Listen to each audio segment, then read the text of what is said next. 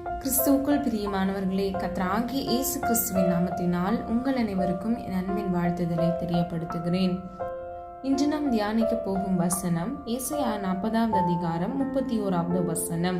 கர்த்தருக்கு காத்திருக்கிறவர்களோ புதுபலன் அடைந்து கழுகுகளைப் போல சட்டைகளை அடித்து எழும்புவார்கள்.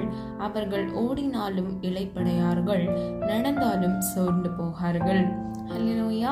பிரியமானவர்களே, கர்த்தருடைய சமூகத்தில் நாம் காத்திருக்கும் பொழுது அவர் நமக்கு புது பலனை கட்டளையிடுகிறார். அது மாத்திரமல்ல, நாம் கழுகுகளைப் போல செட்டைகளை அடித்து எழும்புவோம் என்று இந்த வசனத்தின் மூலம் அறிந்து கொள்ளலாம். பிரியமானவர்களே, இதை ஆவிக்குரிய அர்த்தத்தில் நாம் பார்த்தோம் என்றால் கழுகுக்கு ஒப்பிட்டு நம்மை சொல்லி இருக்கிறார். கழுகு உயரமான இடத்தில் பறந்து செல்கிறதா இருக்கிறது. அதனுடைய ஆயுசு காலம் அதிகமாக இருக்கிறது. பிரியமானவர்களே, ஆவிக்குரிய அர்த்தத்தில் கழுகு எவ்வளவு அடி ஆழத்தில் மீன்கள் இருந்தாலும் தொலை தூரத்தில் இருந்து அதனுடைய இரையை அது கவனமாக பார்த்து அதை எடுத்துக்கொள்ளும். பிரியமானவர்களே, நாமும் அப்படித்தான் நம்முடைய ஆவிக்குரிய வாழ்க்கையில் மிகவும் கவனமுடையவர்களாய் இருக்க வேண்டும். நாம் எதை பார்க்கிறோம், எதை செய்கிறோம் என்பதில் நாம் மிகவும் ஜாக்கிரதையாக எச்சரிக்கையாக இருக்க வேண்டும். காலம் சமீபமாய் இருக்கிறது. நாம் வாழ்கிற காலம் கடைசி காலம். அது மாத்திரமல்ல, இது கிருபையின் காலம். கர்த்தருடைய சமூகத்தில் காத்திருக்கிறவர்களுக்கோ அவர் கிருபை கொடுக்கிறார். ஹல்லேலூயா. பிரியமானவர்களே, தாழ்த்தும் பொழுது நமக்கான கிருபை தேவ சமூகத்தில் இருந்து நமக்கு கிடைக்கிறது. அது மாத்திரமல்ல, வேதம் இப்படியாக சொல்லுகிறது. சங்கீதம் 147வது அதிகாரம் 11வது வசனம். தமக்கு பயந்து தமது கிருபைக்கு காத்திருக்கிறவர்கள் மேல் கர்த்தர் பிரியமாயிருக்கிறார். ஹல்லேலூயா. பிரியம் என்றால் என்ன?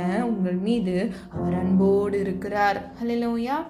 பிரியமானவர்களே, கர்த்தருக்கு பயந்து நாம் நடக்கும் பொழுது, அதாவது அவருடைய வார்த்தைக்கு கீழ்ப்படுகிறவர்கள் மேல் அவர் பிரியமாய் இருக்கிறார். அவருடைய சமூகத்தில் நாம் காத்திருந்து ஜெபிக்கும் பொழுது நாம் கிருபை மேல் கிருபையை பெற்றுக் கொள்கிறோம். அதைவிட மிகவும் உயர்வானது, அவருக்கு நாம் பிரியமாக இருக்கிறோம். எனக்கு பிரியமான சகோதர சகோதரிகளே, இந்த வார்த்தையில் சொல்லப்பட்டது போல நீங்கள் கர்த்தருக்கு பிரியமாக நடக்க வேண்டும் என்றால் அவருடைய சமூகத்தில் நீங்கள் காத்திருக்க வேண்டும். முதலாவது நீங்கள் கர்த்தருக்கு பயந்து அவருடைய வார்த்தைக்கு கீழ்ப்படிய வேண்டும். முன்புள்ள வசனத்தில் சொல்லப்பட்டது போல கர்த்தருடைய சமூகத்தில் காத்திருக்கிற உங்களுக்கு அவர் புது பலனை கட்டளையிட்டு உங்களை எழும்ப பண்ணுகிறார். இன்னைக்கு இந்த காணொலியை கேட்டுக்கொண்டிருக்கிற நீங்க சோர்ந்து போயிருக்கிறீங்களா? ஒரு சூழ்நிலை நிமித்தமாக விழுந்து போய் எழும்ப முடியாதபடிக்கு நீங்க தவித்து கொண்டு இருக்கிறீங்களா? இல்லை சிஸ்டர், என்னுடைய வாழ்க்கையில ரொம்ப கடினமா இருக்கு, கஷ்டமா இருக்கு, நான் எது பண்ணாலும் தோல்வியில முடியுது அப்படின்னு சொல்லி விரக்தியில இருக்கிறீங்களா? கவலைப்படாதீங்க. கர்த்தருடைய சமூகத்துல நீங்க இன்றைக்கு உங்களை ஒப்பு கொடுங்க. நீங்க அவருடைய பலனை பெற்றுக்கொள்வதற்கு நீங்கள் காத்திருங்க. நல்லா கவனிங்க பிரியமானவர்களே, இந்த வசனத்துல புது பலன் என்று சொல்லப்பட்டிருக்கிறது. அப்போ எப்பவும் கிடைக்கிற பலன் அல்ல, நமக்கு புது பலனை அவர் கொடுக்கிறார். நம்ம அப்போ ஒவ்வொரு நாளும் கர்த்தருடைய சமூகத்துல காத்திருக்க நமக்கு புது பலன் கிடைத்து கொண்டே இருக்கிறது. அது நிமித்தமாக இந்த உலக வாழ்க்கையில் நமக்கு விரோதமாக வருகிற எல்லா பிரச்சனைகள், போராட்டங்களை நாம் எளிதில் மேற்கொள்கிறவர்களாய் இருப்போம். ஹல்லேலூயா. கடைசி பகுதியை பாருங்க. அவர்கள் ஓடினாலும் இளைப்படையார்கள், நடந்தாலும் சோர்ந்து போகார்கள். ஹல்லேலூயா. பிரியமானவர்களே, அவங்க எவ்வளோ ஓடி போனாலும் அவங்க இளைப்படைய மாட்டார்கள். அவர்கள் நடந்தாலும் சோர்ந்து போக மாட்டார்கள். இதை நீங்க ஆவிக்குரிய அர்த்தத்துல நீங்க பார்த்தீங்க அப்படின்னா, நீங்க எந்த சூழ்நிலையிலும் நீங்கள் விழுந்து போக மாட்டீர்கள், நீங்கள் சோர்ந்து போக மாட்டீர்கள், நீங்கள் இளைப்படைய மாட்டீர்கள்.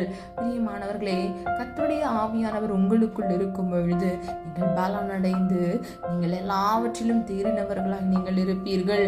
கர்த்தர் உங்களுக்கு என்று புது பலனை கட்டளையிட்டு உங்கள் ஒவ்வொருவரையும் ஆசீர்வதிப்பார். அவருடைய சமூகத்திலிருந்து நாம் பலனை பெற்றுக்கொள்ள வேண்டும் என்றால் முதலாவது கர்த்தருக்கு கீழ்ப்படிய வேண்டும்.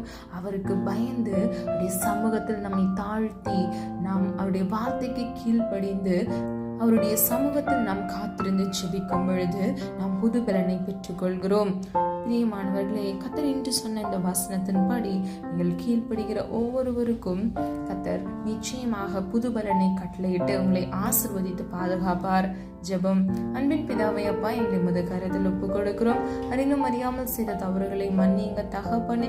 எங்களிடத்தில் அநேக குற்றங்கள் உண்டு, குறைகள் உண்டப்பா, தயவாய் மன்னியுங்க.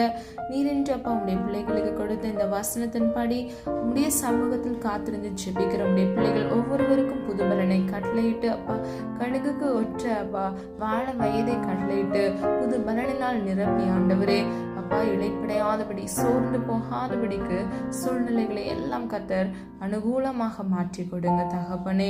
என் தேவனால் கூடாத காரியம் இந்த உலகத்தில் ஒன்றுமில்லை அப்பா, எல்லாம் உம்மால் ஆகும் ஆண்டவரே. அப்பா, ஒவ்வொரு பிள்ளைகள் வாழ்க்கையில் இருக்கக்கூடிய எல்லா பிரச்சனைகள் போராட்டங்களை இயேசுவின் நாமத்தில் நிர்மூலமாக்கி அனுகூலமான துணையாக கர்த்தர்தாமே கூட இருந்து ஆண்டவரே பிள்ளைகளுக்கு கிருபை மேல் கிருபைகளை கட்டளையிட்டு உமக்கு பிரியமாய் வாழ கர்த்தர்தாமே கிருபை செய்யுங்க. ஒவ்வொரு பிள்ளைகளையும் ஆசீர்வதிங்க, பாதுகாத்துக் கொள்ளுங்க. இயேசுவின் மூலம் ஜெபிக்கிறோம் பிதாவே, ஆமென். God bless you. பிரியமானவர்களே, இந்த வீடியோ உங்களுக்கு பிடிச்சிருந்துச்சுன்னா லைக் பண்ணுங்க, சப்ஸ்கிரைப் பண்ணுங்க, பெல் ஐக்கான் கிளிக் பண்ணுங்க.